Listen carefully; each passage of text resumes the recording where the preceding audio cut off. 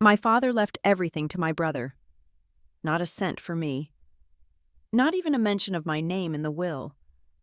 But he also left a letter, an unsigned draft, and a fingerprint. They thought I'd been erased from the story, but they forgot one thing: the one they erase remembers everything. Some doors don't creak when they open. They sigh. The front door to my childhood home still made that sound, a long, tired exhale, like it had been holding its breath for 2 decades and finally let go the moment I stepped through. I hadn't been back in 18 years. Not for holidays, not for my father's funeral, not even when the lawyer first called to say the trust documents were being finalized. But I was here now, and I wasn't leaving empty-handed. The floors still carried that old hollow sound beneath the carpet. The same sound I used to hear when I tiptoed to the kitchen after bedtime, careful not to wake Caleb or spark my mother's irritation. The wood-paneled walls, the oversized grandfather clock, the smell of coffee and worn leather. It was like walking into a memory that had yellowed with time. The trust signing was already underway in the back den. I heard voices, chairs scraping against the hardwood. My mother's laugh, tight poised, insincere. Caleb's voice followed, low and polished like a man giving a press conference at his own coronation. I stood outside the doorway for a second, let the silence settle around me like armor, then stepped in. The room fell silent. Caleb sat at the head of the table, flanked by the family attorney, Mr. Reddick, and a notary I didn't recognize. My mother sat on the far end, hands folded neatly in her lap, like she was waiting to be photographed. There were papers on the table. Folders, signatures in progress, a tray of lemon water untouched. My brother didn't stand. He didn't need to. Well, he said, his lips curving just slightly. Look what the wind dragged in. I didn't answer. I took a few slow steps in holding the worn leather document tube under my arm and nodded to Mr. Reddick. He blinked at me, startled, then nodded back. I heard there was a trust signing, I said. My voice was even, not warm, not bitter, just steady. Thought I'd observe. Caleb chuckled. Observe? He looked at my mother, who remained silent, and then back at me. You've been gone almost 20 years, Eleanor. Walked out when Dad needed you. You gave up on this family long ago. I didn't give up, I said. I left. There's a difference. His expression didn't change, but the muscle in his jaw tightened. He gestured to the notary. This is a legal proceeding, not a therapy session. I smiled politely. Then you won't mind if I sit and watch? There was an empty chair near the wall. I pulled it out quietly and sat down, resting the document tube across my lap. No one said anything. Even the notary looked uncomfortable. I took a slow breath, letting my eyes travel across the room. It hadn't changed much. The wooden paneling was still the same deep amber, though the varnish had dulled. The framed landscape paintings, my mother's favorites, still hung above the fireplace. And on the mantel, a family photo: Caleb, my parents, the dog. No me. I wasn't surprised. I had grown up in that silence. The kind that didn't come from yelling or slamming doors, but from carefully edited photos, quiet dinners, and conversations where your name never came up unless it was in comparison. Caleb had always been the heir, the good son, the future. I was the phase they tolerated until I was old enough to go unnoticed. The papers on the table spelled it out even more clearly. The estate, our family's ranch, the house, the land, the accounts was being signed over entirely to Caleb. Mr. Reddick was reading aloud from a section of the trust. Caleb glanced toward me as the words "sole beneficiary" echoed through the room. I didn't flinch. I didn't interrupt. My mother reached for her water, her hand steady as a blade. She still hadn't said a word. She didn't need to. When Mr. Reddick paused for a signature, Caleb leaned back in his chair and addressed me again, this time more deliberately. "You're free to observe," he said, "but there's nothing for you to sign." He smiled again. That slow, self-assured smirk he'd mastered by age 12. What he didn't know, what none of them knew, was that I hadn't come empty-handed. I reached down and slowly unscrewed the cap of the document tube, revealing the sealed parchment inside. I didn't pull it out. Not yet. Just enough for them to see the gold embossing. The initials on the seal, J.W., my father.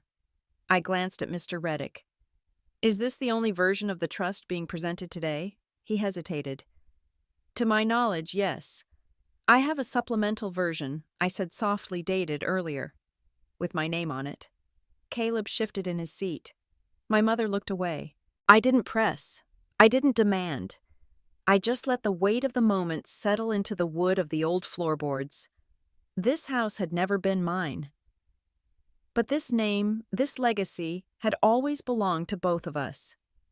They had erased me from the photos, the letters, the documents. But they forgot one thing. You can't erase someone who remembers everything.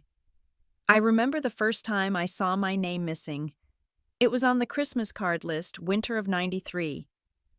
My mother had typed up all the addresses on creamy white labels, pressed them neatly on each envelope, and handed a stack to me to stamp. I was 12. I flipped through them alphabetically, watching the surnames of cousins and old neighbors go by until I reached ours. The Whitlow family. Only it wasn't. The return address label said Caleb Margaret and Jonathan Whitlow. My name wasn't there, not even as a footnote. I remember standing in the kitchen with my fingertips pressed against the countertop, thinking maybe she'd just forgotten. Maybe she was saving a special card for me. But when I asked, she glanced over her shoulder and said, "Oh, you'll have your own name to worry about someday." I didn't know what she meant. At 12, I didn't understand how omission could be louder than shouting. But I do now. My childhood was a study in quiet exclusions. Family portraits taken when I had a fever. Sunday dinners where my comments were met with absent nods, while Caleb's every word was celebrated like scripture. Even at school events, my mother sat in the front row for Caleb's performances, but always seemed to forget the dates of mine. Once during a parent-teacher conference, she smiled at my math teacher and said, "We don't expect much from Eleanor, but she's quiet at least." She meant it as a compliment. That was the worst part. Caleb was the golden child, the heir to the land, the boy who would one day take over the ranch and carry the family name forward. He was praised for mowing the lawn. I was ignored for fixing the tractor belt when it snapped. He got a car at 16. I got a cautionary talk about not being the type to drive alone. I tried at first. I tried harder than I should have. I brought home straight A's. I placed first in the state science fair. I won an essay contest that got me published in the local paper. But when I showed my parents the clipping, my father glanced at it and said, "Well, Caleb's game is Saturday." We better not forget that. So I stopped showing them things. There is a special kind of grief that forms when you are alive and no one sees you. When your absence fits so comfortably into the room that no one even has to adjust their seat. I carried that silence with me. Into college. Into medical school. Into the desert where I treated soldiers who had been forgotten by governments and families alike. And every time someone asked about my family, I'd lie politely. "Oh yes, I have a brother. Yes, he runs the family land. Yes, my parents are still alive. But we're not close." I said it like a weather report. Neutral. Detached. Uninvested. But I remembered everything. I remembered the way my father used to whistle in the barn, always skipping the same note in the refrain. I remembered how my mother arranged the living room furniture every 6 months like clockwork, and how she once said a woman who didn't change her curtains was a woman who had given up. I remembered the sharp click of Caleb's shoes on the tile when he came home late from his high school dances, and how I'd lie awake wondering what it would be like to have someone wait up for me, too. The day I left, I didn't say goodbye. I packed a single bag, folded the scholarship letter from Columbia into my coat pocket, and walked 3 miles to the bus stop. The only person who noticed was our dog, Duke, who tried to follow me. I cried more over him than I did over my parents. Years later, I would learn something else. The last time I spoke to my father, he didn't call Caleb the torchbearer. He didn't even call him the heir. It was a rare phone call, one of those accidental connections born of misdialed numbers and too much bourbon. I was stationed in Germany at the time. It was past midnight when I answered. "Ellie?" He said, his voice cracked and tired. "That you—" I said nothing for a moment. I expected him to hang up. He didn't. "You still out there?" he asked. "Yes," I said. He exhaled. Long, heavy. "I should have done better," he murmured. "You were the only one who ever saw through the mess. Caleb, he's got the name, the face, the hands, but not the heart." I didn't reply. I didn't trust my voice to hold. "If this family ever meant anything," he said quietly, "it was because of you." That was the last time we spoke. He died 8 months later. They didn't tell me. I found out through a forwarded email from a family friend. But his voice never left me. Especially that line, "Not the hands, not the face, not the name, but the heart." That's what I carried with me into that signing room. Not resentment, not vengeance, just memory. The kind that doesn't age or fade. The kind that roots itself deep like the oak trees lining the pasture, gnarled and quiet, but impossible to ignore once they've taken hold. And as I sat there, the envelope still sealed in my lap, I knew something else too. They might have tried to write me out of the story, but my father never did. He left something. Not just a paper, not just a deed, a message. One I had carried across 2 continents, 3 wars, and every lonely birthday in between. And now I was ready to open it. The envelope had been sealed for over 7 years. I never broke it. Not because I wasn't curious, but because I knew that some things needed to be read at the right time. And that time had finally come. I opened it alone in the back of my rental car parked under the willow tree that once shaded the horses in summer. The tree had thinned with age, but the bench beside it was still there, weathered and splintered like everything else on the ranch that had outlived its usefulness. Inside the envelope was a letter written in my father's shaky but unmistakable handwriting. The date in the corner hit me first. 2 months before his stroke. He must have known. "My dearest Eleanor, I don't know if you'll ever read this. Maybe you won't want to, but I hope someday you'll find your way home, not because you need anything from us, but because this house needs you more than it ever knew." I paused. The last time he wrote me anything, I was 14, and he left a note on the fridge. "Fix your attitude before you fix your breakfast." This was different. I've made a lot of mistakes. Too many. And most of them, I realize now, were made in silence. The kind that lets someone else talk for you. The kind that lets someone else write the story. He went on. "I let Caleb become the narrator. He told me what he thought I wanted to hear. And I let him. I let him shape the will, the meetings, the conversations. I thought I was doing the right thing, protecting the family from more fractures. But I see now that I was just erasing you quietly. You never asked for anything. That's why you deserved more." I set the letter down in my lap for a second. My hands were shaking. Enclosed, folded tightly and clipped with a paper fastener, was a copy of an earlier version of the trust. The names at the top were Caleb Whitlow and Dr. Eleanor Whitlow listed as co-beneficiaries. The signatures weren't notarized. It hadn't been finalized, but it had been written. In my father's handwriting at the bottom margin, draft only. Will revise with attorney. He never did. Maybe Caleb got to him first. Maybe time ran out. Or maybe he was afraid to confront what it would mean to put my name back in writing after leaving it out for so long. But the intent was there. Undeniable. The next part of the letter stayed with me more than anything else. "We can split the assets again, but not honor. That was yours, and I was too much of a coward to say it while I was alive." That was what I came back to protect. Not the money, not even the land. Just that line. Just the truth. It made sense now why the air in that signing room had felt so wrong. Why I couldn't sit still watching Caleb flash that smug smile and wave around papers with embossed seals. He had spent years crafting an image of himself as the dutiful son, the responsible heir, the chosen one. But he had done it in a vacuum of truth, filling in every silence with self-praise and assumption. And now that truth was in my hands, quiet, unfiled, but real, I didn't plan to confront him right away. That wasn't my way.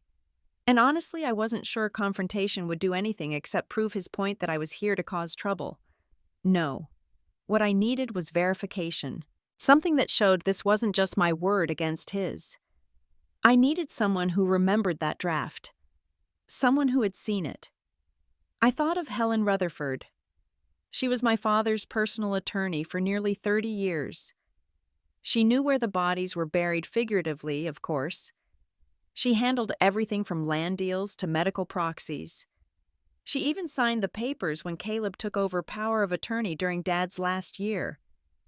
I hadn't spoken to her since I left for college. But I remembered she sent me a graduation card with a note, "Your father is proud even if he doesn't say it out loud." That was enough of a lead. I found her office number online, still in business, still using the same font-heavy website from 2003. When I called, her assistant said she was booked for the next 3 weeks. I gave my name. There was a pause. Then I heard the click of a line being transferred. Eleanor. A familiar voice, worn but alert. I've been waiting for this call. I didn't ask how she knew. Some people don't need explanations. They just know which truths eventually come home. We scheduled to meet the next morning. I folded the letter carefully, placed it back in the envelope, and sealed it in my bag with reverence. As I drove back toward town, the sun dipped behind the hills, casting long shadows across the empty fields. Shadows like memories stretching behind you, silent but impossible to ignore. They say there are 3 sides to every story: his, hers, and the truth.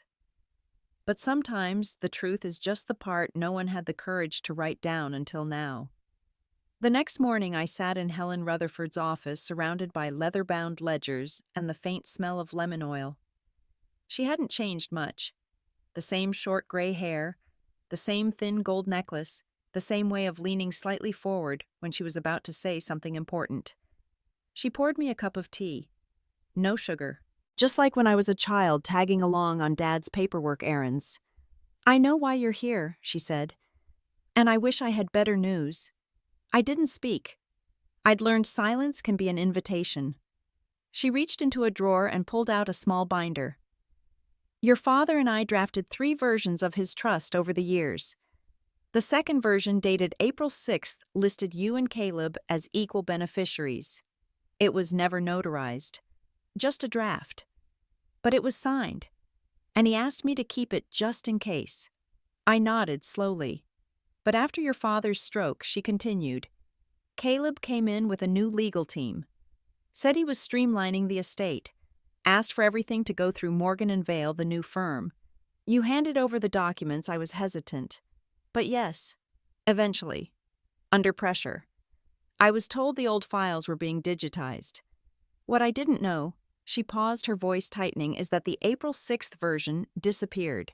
I sat back, my fingers tightening around the arms of the chair. "You mean it was destroyed?" "No, not destroyed. Deleted." She opened a printout from a file folder and slid it across the desk. "I requested system logs from Morgan & Vail's cloud archive. They didn't realize I still had back-end access through the master login. I traced the deletion log. It happened on a Sunday at 2:13 a.m., 2 weeks before your father was declared legally incapacitated. And who deleted it?" Her eyes met mine. "The user ID was registered to Caleb's assistant. But those logs also show an admin override, meaning someone higher up gave the approval." I felt something click inside me. Not anger. Not yet. Just clarity. The kind that locks into place when puzzle pieces finally start showing their edges. So it existed. My name was there, and they removed it. Yes. What about backups? That's the problem. They claimed the original files were corrupted. Only the final version made it to print.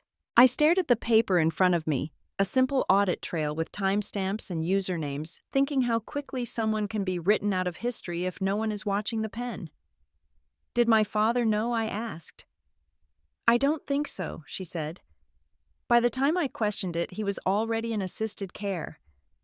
And after that, Caleb restricted visitation, even to me. I had to remind myself to breathe. There's a particular weight in discovering you've been intentionally erased, not by accident, not by apathy, but by design. Helen leaned forward, her voice low. I tried to fight it, Eleanor, but the new team made sure everything looked legitimate. They covered their tracks. Almost, I said. What do you mean? I reached into my bag and placed the envelope on her desk. This is the letter my father wrote to me. He enclosed a copy of the April 6th trust. He signed it. Her fingers trembled slightly as she unfolded it. After reading the first paragraph, she looked up at me with something like relief. This could change everything. Only if I have something Caleb can't deny, I said. Right now, it's just paper. Unfiled. Unwitnessed. She thought for a moment. There may be one more thing. The firm logs prove deletion, but if we can recover even a fragment of the digital draft, or show the metadata history, it would back your claim. Can you help me find it? Helen nodded. I know someone. Old IT guy. Owes me a favor. I stood up. Then we start there. As I left her office, the wind picked up dry and sharp against my face. The sun was out, but it didn't feel warm. Back in my car, I opened my father's letter again, reading his words. Not for clarity this time, but for strength. He had written me back into the story, even if only privately, even if only in a draft. But Caleb had done more than edit the paperwork. He'd tried to delete me from memory, from the record, from the family. He had money. He had the title. He had the charm. But I had something else. I had time, and I had nothing left to lose. This wasn't about inheritance anymore. It was about identity, and I needed a document Caleb couldn't erase no matter his money power or charm. Helen didn't call me that night. She showed up at my motel room just after 7 the next morning, holding a manila envelope in both hands like it contained something alive. Her expression was unreadable, but her shoulders carried the weight of 30 years of loyalty and the shame of one late decision. I found it, she said, stepping inside without waiting for an invitation. The copy I never filed. The one your father asked me to keep. I was supposed to destroy it when the new trust was finalized. I never did. She placed the envelope on the desk and sat on the edge of the armchair, clasping her hands tightly in her lap. I kept it in my personal safe. I told myself it was for legal redundancy. But really, it was guilt. I opened the envelope carefully. Inside were 3 sheets of thick legal paper. The first 2 were nearly identical to the draft I had received in my father's letter. The final page stopped me cold. At the bottom, in clean blue ink, was my father's signature.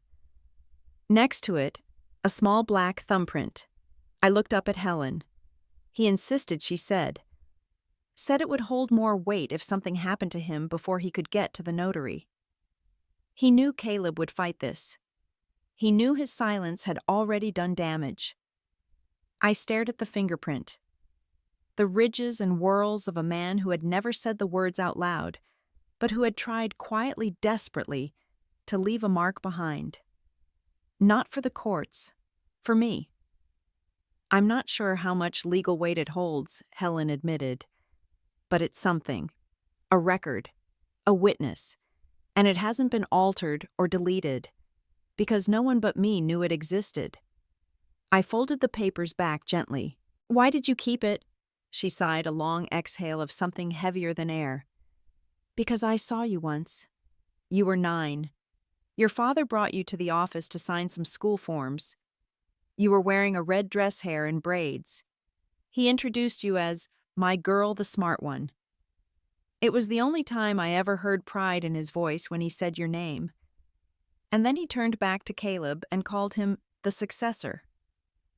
I remember thinking how strange to divide a family like that. I said nothing.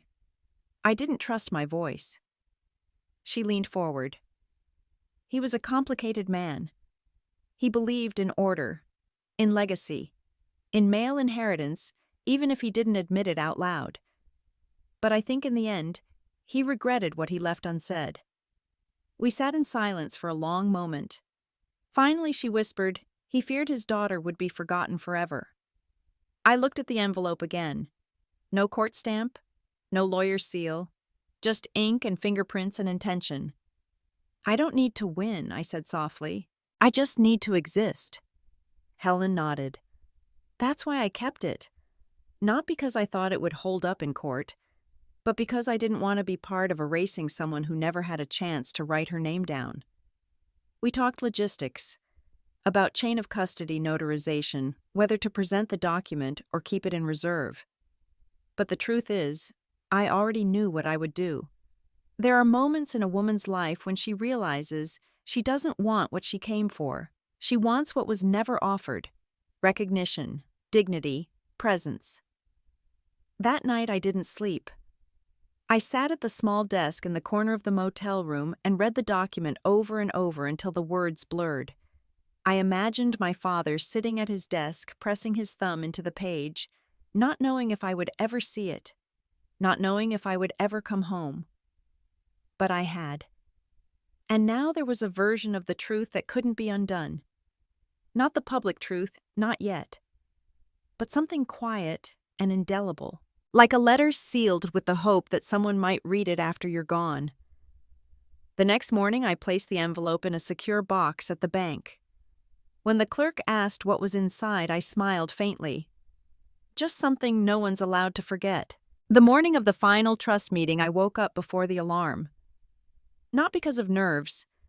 Nerves had long been replaced by something colder, quieter, and more permanent resolve. I showered in silence, brushed my hair into a clean, low twist, and reached for the suit I had worn to my father's memorial. It still smelled faintly of pine wood and the courthouse hallways in Arlington. I had worn it when I delivered a folded flag to a widow I didn't know and accepted a medal that would never erase what we'd lost. That suit had witnessed truth before. Today it would do so again. I didn't eat. I didn't check my phone. I tucked the envelope from Helen into my leather case and stepped outside into a Virginia morning that smelled like damp earth and something waiting to bloom. They didn't expect me. The conference room hadn't changed. The same mahogany walls, the same heavy curtains that blocked out most of the sunlight, as if the room had something to hide. The chairs had been rearranged since the last meeting, but the one at the head of the table, the one my father had occupied every Thanksgiving, every quarterly financial update, every time he pretended we were a family of equals, remained empty. I walked in without knocking, without asking, without pausing. Heads turned. Caleb's first. Then Mason, the family's new attorney. Then our mother, whose mouth parted but made no sound. I pulled out the chair at the head of the table and sat down like it had never been taken from me. Caleb rose slightly, then froze as if unsure whether standing would make him look powerful or petty. He settled for leaning forward. "This meeting is for parties named in the current trust," he said, his voice tight. "You were removed months ago." "I'm aware," I said. Mason cleared his throat. "Miss Whitlow, Dr. Whitlow," I corrected gently. "I didn't come to disrupt. I came to observe and place something on record." I placed the envelope on the table. Its presence seemed to hum against the polished wood, quiet but unignorable. Caleb narrowed his eyes. "You think you can just show up, and I did show up," I said. "That's already happened." He looked to our mother for support. She stared at the tablecloth. I didn't look at her, not out of anger, but because looking at her might make me flinch. And flinching wasn't an option today. I have with me a version of the trust, I said calmly. Dated April 6th. Signed by my father. Thumbprinted. Notarized informally, but prepared by his personal legal counsel of over 30 years. Mason's colleague, a tall woman in steel-rimmed glasses, reached for the envelope. Caleb's hand darted forward. This isn't protocol. She's not even I am his daughter, I said quietly. That stopped him. The woman opened the envelope. Her eyes moved across the page. She blinked once, twice, then passed it to Mason without a word. Mason studied it, his lips tightening. It's an unfiled version, he said finally. But it does include Dr. Whitlow's name. And the thumbprint suggests deliberate action. Not just a draft. Caleb scoffed. My father was confused.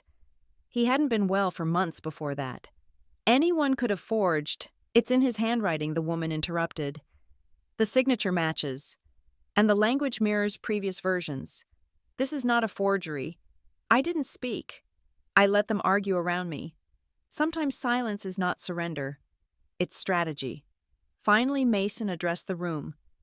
Given the presence of this document, we may need to pause proceedings to validate and possibly revisit the terms.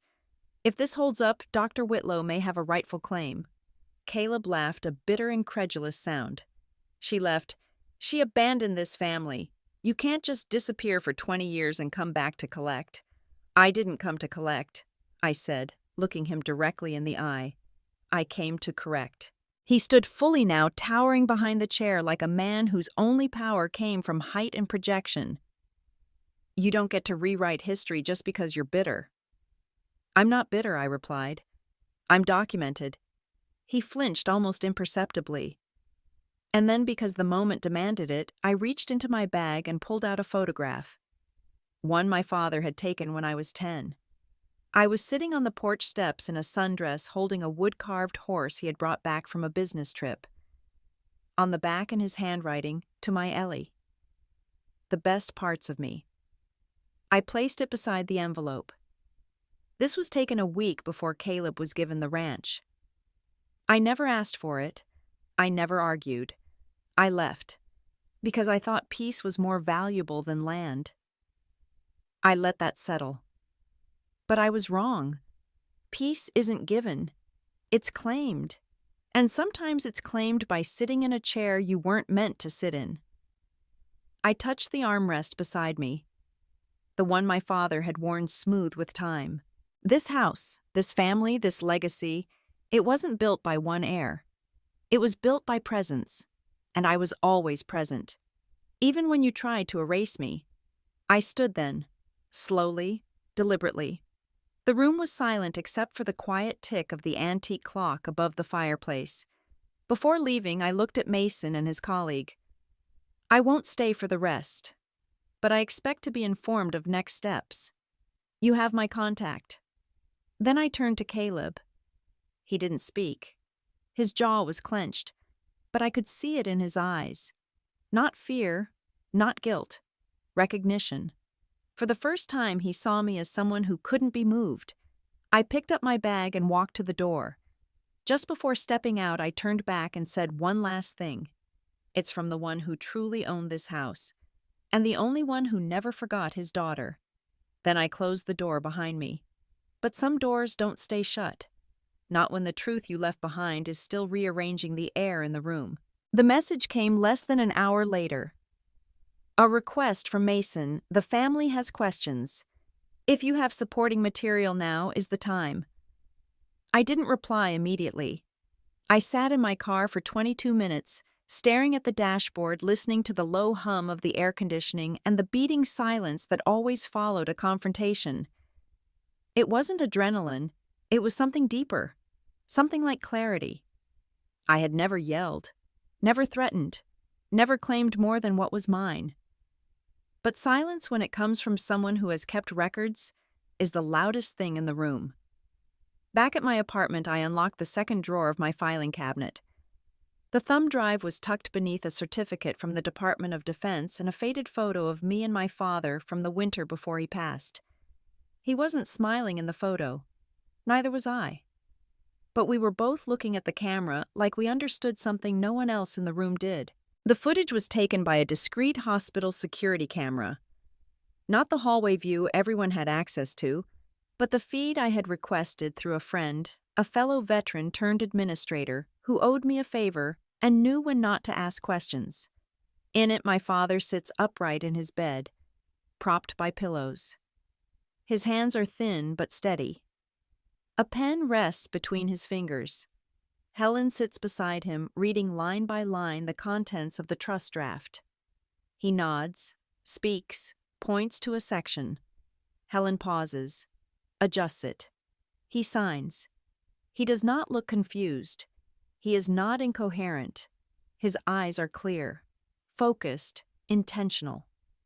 I transferred the video to a separate drive, attached the file to an email addressed to both attorneys, and simply wrote, "This is the day he signed. You'll notice his clarity." Less than an hour later, I received confirmation that the file had been entered into the official review process. No commentary, just acknowledgement. The next morning, Caleb called me directly. "You think this is clever?"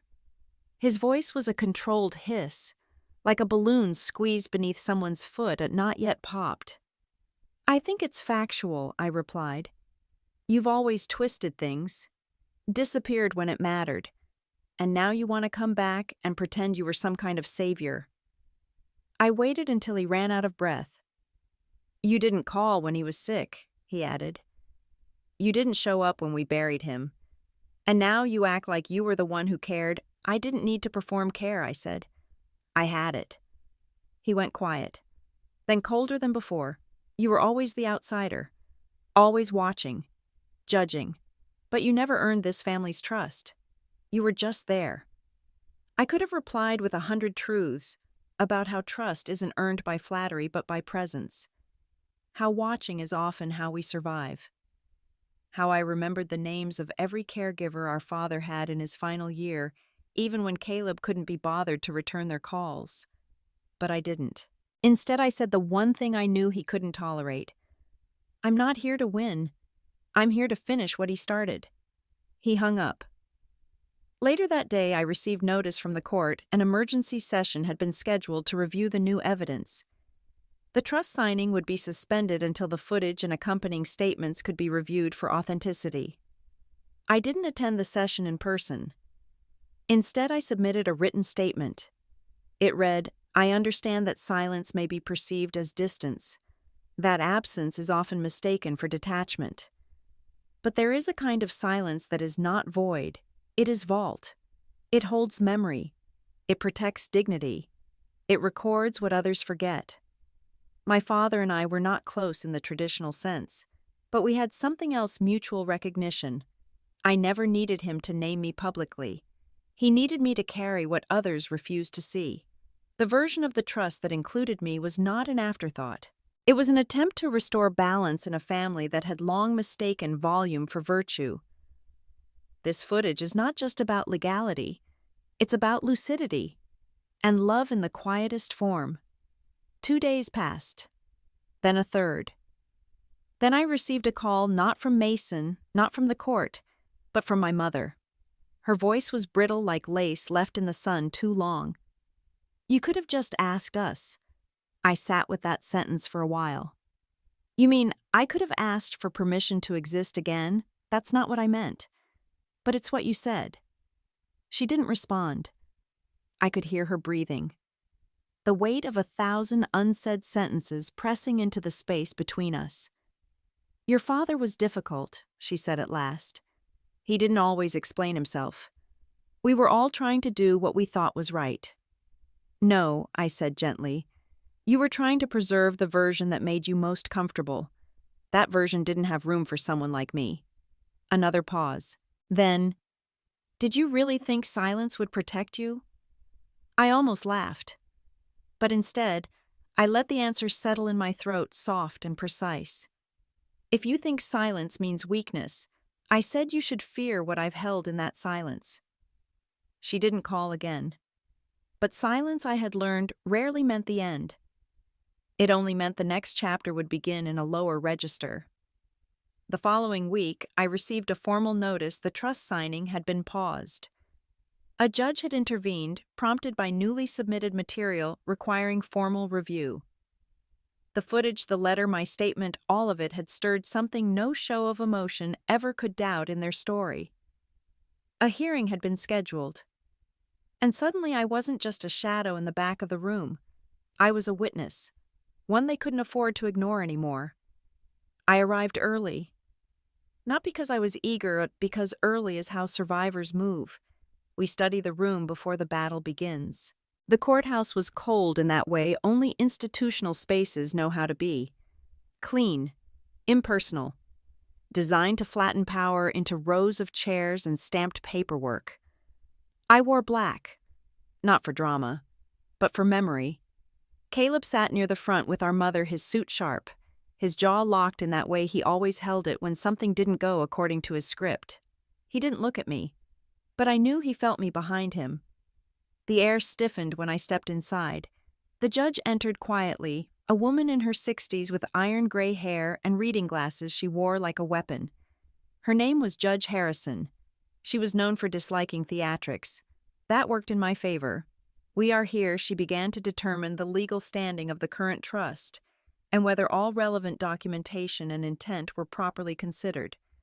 There was no audience except a stenographer, a clerk, and the four of us, Caleb, our mother Mason, the lawyer, and me. Judge Harrison looked directly at Caleb first. Mr. Whitlow, I understand you're asserting full inheritance under the current trust. Do you have any additional evidence to support that Dr. Eleanor Whitlow was not a rightful beneficiary in any version of the trust? Caleb rose to speak. His voice was measured, confident, almost bored. My sister, he said, has been absent from this family for decades. She left of her own volition, had no contact with our father for years. She was never involved in the operations of the estate, the ranch, or the family trust. I believe this is a belated attempt to insert herself where she was never intended to belong. I said nothing. I didn't flinch. Judge Harrison nodded, not agreeing. Just recording. Dr. Whitlow, she asked. Would you like to respond? I rose slowly and took the letter from my bag. My father and I said, had a complicated relationship. But it wasn't absent. It was quiet, introspective. Not all relationships perform themselves out loud. Sometimes they are composed in handwritten notes and silent understandings. This letter, I lifted the page, was written 3 months before he passed. It was sent through his longtime attorney, Helen Rutherford, who was instructed to deliver it after his death. I handed it to the clerk, who passed it to the judge. It outlines his regret at having excluded me from his estate. It also includes a copy of an earlier draft of the trust one, where I was a named co-beneficiary. That version was never filed, but it was signed, fingerprinted, and witnessed. And most importantly, it reflected intent. Judge Harrison read the first line silently. Her eyes didn't move fast. She took her time. Then I continued. I've also submitted video footage obtained legally of my father reviewing and signing the final version of the trust. In it, he is lucid, coherent, clear in his decisions. He references me by name. He understands the inclusion. He wasn't coerced. He wasn't confused. He was a man trying to write a story that had been told too long without all its characters. Caleb let out a small scoff. This is ridiculous, he muttered. Judge Harrison raised one eyebrow. You'll have your turn, Mr. Whitlow. Then she gestured to the clerk, who dimmed the lights and projected the security footage onto the screen at the side of the room. We watched in silence. My father sat upright in his hospital bed, his eyes sharp. Helen's voice could be heard reading each clause aloud. He nodded. He commented. At one point, he stopped her and said, "Include Ellie." Then he underlined my name. When the video ended, the room stayed quiet. Judge Harrison cleared her throat. Mr. Whitlow, would you like to respond now? Caleb stood too quickly. He was sick, he insisted. He was trying to please everyone. He didn't know what he wanted. The judge didn't blink. He seemed very clear in the footage. Caleb turned toward me. You manipulated him. You used your return to guilt him into changing things. I was already in the document before I said quietly, "You're the one who had it deleted." His face colored. That was never proven. Judge Harrison interjected. The court has reviewed log evidence from the trust management system. A version including Dr. Whitlow was deleted 2 weeks before Mr. Whitlow Sr. was medically incapacitated. That timeline raises significant concerns. Our mother finally spoke. He was under stress, she said. He didn't always think clearly. Judge Harrison turned her gaze to her. But the video suggests otherwise. And the letter, it speaks with conviction. The room shifted then. You could feel it. The weight of certainty beginning to tilt. I'm calling a full review, the judge said. This trust will not be validated until we examine every version, every signature, and every affidavit connected to this case. In the meantime, I'm placing a temporary freeze on the estate's disbursement. Caleb turned red. You can't do that. I can, she said calmly, and I just did. As the judge adjourned, Caleb spun toward our mother. What did she show them? Our mother didn't answer. She stared at the table, eyes, unfocused, hands trembling just slightly in her lap. I didn't wait for their next words. I walked out into the hallway alone. No fanfare, no applause, but something had shifted, and not just in the courtroom. As I stepped outside, I felt it in the air, an unspoken recognition that silence had never been my weakness. It had been my sanctuary, my vault, my proof. I didn't destroy the trust. I reminded them that a signature isn't everything memory is. The courtroom was packed this time. Word had spread. A contested trust. A forgotten daughter. An heir who hadn't quite inherited everything he claimed. The local paper had printed a quiet article on the hearing, and even if most of the town didn't know me, they knew my father. They knew the ranch. They knew Caleb. The gallery seats were full of small-town curiosity and buried loyalties. Old neighbors. Former ranch hands. A retired teacher who used to send me home with books she said were for bigger minds. And now those minds watched. The judge began without preamble. We are here today to determine the final disposition of the Whitlow estate based on newly submitted evidence, prior versions of the trust and testimony. I sat still, the envelope containing my father's letter resting on my lap. It had traveled a long way to get here, through hands that remembered, through silence that preserved, through a daughter who refused to vanish. Judge Harrison looked at me. Dr. Whitlow, you may proceed. I stood slowly, walked to the front, and began to read. My dearest Ellie. I said, my voice calm but grounded. By the time you read this, I imagine there will be little left unsaid between us. Not because we ever said much, but because silence was our way. Still, I've written this, so the truth is recorded whether or not it's ever heard out loud. The courtroom was still. You could hear the clerk's pen pause on the paper. I read on. I let Caleb tell the story for too long. I let your mother silence yours. I thought by protecting the image of the family, I was protecting the family. But a family that deletes one of its own is already broken. You were never a phase. You were never temporary. You were my daughter. You still are. And though the ink on this trust may not carry the full weight of the law, I hope it carries the weight of memory. We can split the assets again. But not honor. That's yours. I folded the letter. No applause. No sobs. Just the sound of a truth sitting quietly in the open, no longer afraid of being seen. Caleb's legal team looked tense, but they didn't object. They had reviewed the evidence, the matching handwriting, the fingerprints, the dated hospital log, the surveillance footage, the testimony from Helen Rutherford. There was nothing left to refute. Only silence. Judge Harrison spoke with the steadiness of a woman used to bearing weight that outlasted emotion. This court finds, she said, that the decedent expressed clear and consistent intent to include Dr. Eleanor Whitlow as a co-beneficiary in his estate. That intent, though initially removed under questionable circumstances, has been sufficiently demonstrated to merit restoration. She paused. The trust is hereby reverted to its original dual form. The estate shall be divided equally between Dr. Eleanor Whitlow and Mr. Caleb Whitlow. There was no gavel bang, no camera flash, just the closing of a folder and the adjusting of a chair. It was done. As I turned to walk out, the gallery didn't move. They just watched. Not because I was dramatic, but because something had shifted. Not just in the paperwork, in the memory of the room. Halfway down the aisle, I passed the row where our mother sat. She hadn't looked at me in years, hadn't said my name since I was 23. But just before I reached the door, I heard her whisper, "Eleanor Grace."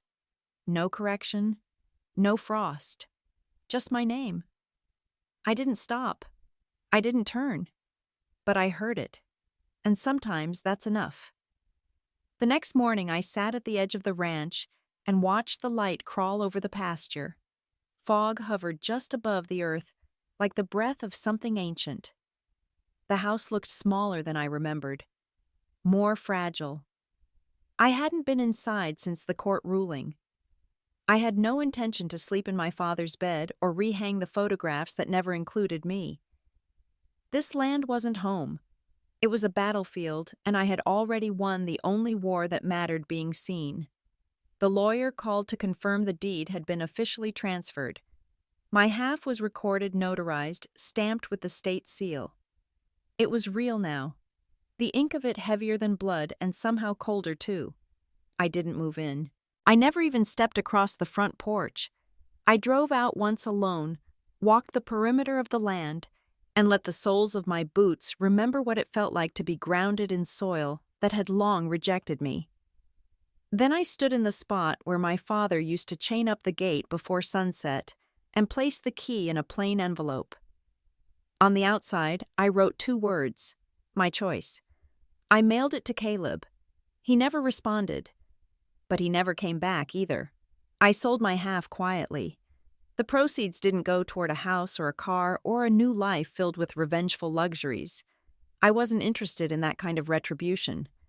Instead, I opened a trust. Not for me, but for them. For the girls who knew the cost of being erased. For the women who had to fight just to be written into the first sentence of their own stories. For the daughters disinherited, not because they were undeserving, but because they were inconvenient to remember. The Whitlow Women's Fund. It didn't carry my face or signature. It didn't need a spotlight. Just a line on a website, a number to call, and a promise written in plain language, "We see you. We believe you. You belong in the story." I funded it in full. My inheritance. My justice. The first check went to a woman in Montana. Her father left everything to her brother for the sake of the family name. She had been a nurse for 20 years, working nights and raising 2 boys after her divorce. She used the money to put her youngest through college. The second went to a young woman in Alabama who had been cut off after choosing a career over marriage. She had applied for the fund twice each time with a note attached, "I'm not looking for revenge. I'm just tired of apologizing for wanting more." The third came from a girl barely 18. Her parents had refused to pay for her education after she reported an uncle for abuse. Her letter was short, handwritten. "I'm not good at asking for help, but I think you know what that's like." I did. Every time a name crossed my desk, I remembered what it felt like to have mine deleted. Caleb never called. Not after the hearing. Not after the property transfer. Not after the fund made its quiet rounds through legal circles and women's shelters. I doubt he even said my name again. But I saw him once, months later. I was at a small local event, a fundraiser for low-income housing reform. Nothing flashy, just rows of folding chairs, lukewarm coffee, and handshakes between people who still believed the law could serve more than just the powerful. He stood across the room, alone. No one on his arm, no one around him. A suit that no longer fit the way it once did. Shoulders curved slightly inward. He didn't wave. I didn't nod. But our eyes met. And in that glance there was something I hadn't expected. Not anger, not bitterness, shame. He looked away first. That was when I knew I had already taken what he could never reclaim. Not the land, not the check, not even the verdict. I had taken back my name, my place, my silence, and I had given it to someone else. That's the thing about revenge done right. It doesn't scream. It doesn't strike. It remembers. And it rebuilds. That morning I sat on the front porch of the ranch house, the one I never moved into, and watched the wind fold across the hills like a blanket being shaken loose. There was no one else there. No lawyers. No cameras. No mother rehearsing lines beside me. Just the sharp scent of pine, the groan of the wooden boards beneath me, and the same creaking rhythm of that old oak rocking chair, his chair. The same one I wasn't allowed to touch as a child. Back then it wasn't just a seat. It was a boundary, a border drawn in silence.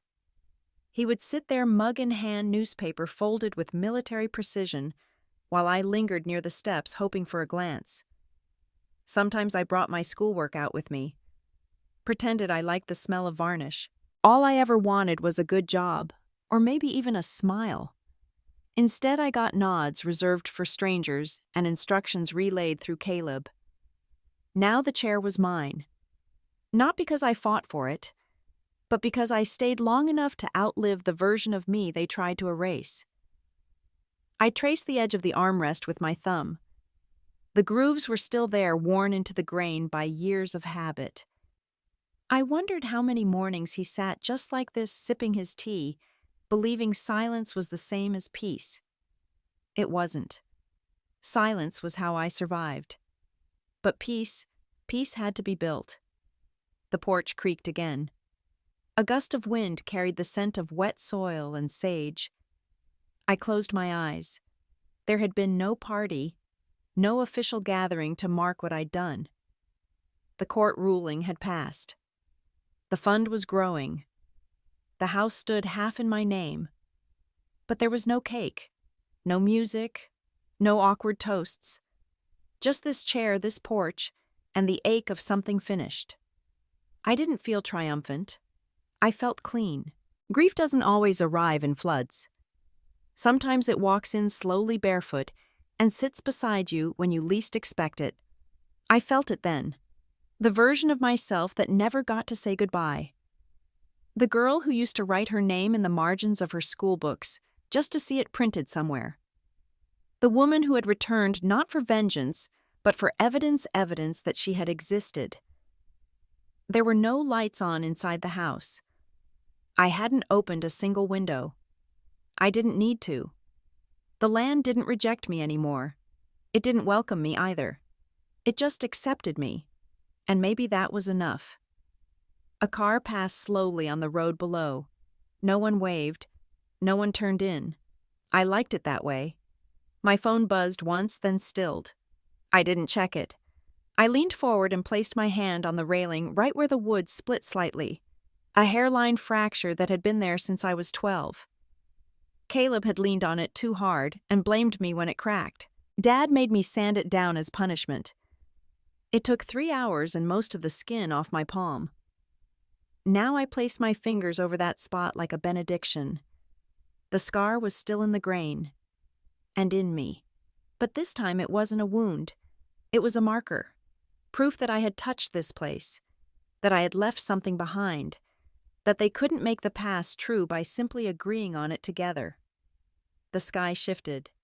The sun pulled shadows long across the field. I thought about how often women like me were told we were imagining things. That memory was too emotional to be trusted. That silence meant consent. That absence meant disinterest. But I was never disinterested. I was never gone. I was just watching and waiting. The porch creaked again. It was the kind of sound that would drive someone else crazy. To me it was music. Familiar. Grounded. A little broken. Like me. No letters in the mailbox. No verdict to wait on. No Caleb charging through with demands or theatrics. Just a porch, a chair, and a woman who finally had nothing to prove. I smiled not wide, just enough. This wasn't a celebration anyone else would recognize. No decorations, no speeches, no closure announcement, but it was mine, and that made it sacred. I leaned back and let the wood cradle my spine, the way it must have cradled his for decades, the way it had held 100 moments of his life. Some stern, some silent, some lonely, I think, even if he never admitted it. And now it held me. There was no one to witness it, no applause. But that day, I celebrated something rare. Not the win, not the money, not the name etched on some official record, but the fact that I could sit still, breathe, remember, and not hurt anymore. I didn't win anything. I just reclaimed the seat that was always mine. A year passed. The kind of year you don't mark with calendars, but with breaths you didn't think you'd ever take again. The kind where every day is quieter than the last, not because nothing happens, but because the noise inside you has finally gone still. I returned only once more to the ranch. Not to stay, not to speak, but to witness. The memorial was modest. Our father would have wanted it that way. Or maybe he would have hated it. No podium, no medals, no formal dress code. Just a scattering of chairs in the back field and a plaque unveiled on the east wall of the main house. Caleb gave a speech. Predictable. Clean. Varnished like the furniture we were never allowed to touch. He spoke of legacy, of values, of sacrifice. Of a man who built things. Who stood tall. Who raised a son to carry the name forward. But names don't move forward on bloodlines. They move forward on memory. And memory, as I had learned, does not always behave. I stood behind the last row of chairs. I didn't wear black. I didn't cry. I didn't hold a tissue in one hand like our mother did, dabbing at corners of her eyes that never actually wept. I just stood, hands folded, spine straight, like the soldier I used to be and the woman I had become. No one offered me a seat. No one acknowledged me with words. But I noticed the glance of the estate attorney. A quiet nod. And the deliberate space left on the end of the row. Unspoken permission. I didn't take it. I didn't need to. After the ceremony, they gathered near the wall to see the plaque. I waited. Let the crowd thin. Let the voices fade into the grass. Then I walked forward. I already knew what it would say. I had approved it quietly through the legal team. But reading it in stone is different than reading it on paper. Reading it with your hand pressed to the cool surface under open sky, surrounded by silence you chose for yourself, that is different still. There it was. First line. Not at the bottom. Not italicized. Not added as an afterthought. Dr. Eleanor Whitlow. Dr. Healer Witness. They couldn't erase me now. I thought of all the ways they had tried. The childhood omissions. The legal manipulations. The whispered lies dressed as concern, the birthdays passed over, the trust documents rewritten like I had never existed, and yet here I stood, etched. They had called me dramatic, difficult, detached. But I was none of those things. I was simply exact. I had learned over decades that the most powerful kind of revenge is not fire or fury. It is presence. It is the quiet, undeniable fact of your existence in places where they hope to keep you invisible. I didn't speak. There was nothing left to say. Caleb hovered nearby. He looked older, or maybe just more fragile now that control had slipped from his hands like dust. Our mother stood beside him, not touching his arm. For once, she didn't try to perform unity. He turned toward me, not quite facing, not quite away. Just enough to register that I was there, that I had seen. We didn't exchange words, because everything I needed to say was already chiseled in stone. I walked the perimeter of the house one last time. The porch still creaked. The wind still carried the scent of pine and soil. The chair was empty. I didn't sit in it again. Some places are meant to be passed through, others to be witnessed. But every so often you find a place you must reclaim not because you need it, but because no one should be allowed to steal it. This was that place. A girl once stood in this yard and wished to be seen. A woman now walks through it, having made sure she was. I placed one hand on the plaque again just long enough to feel the engraving beneath my fingertips. Rough, permanent, honest. I didn't need anyone to give me my name back. I carved it there myself with the truth.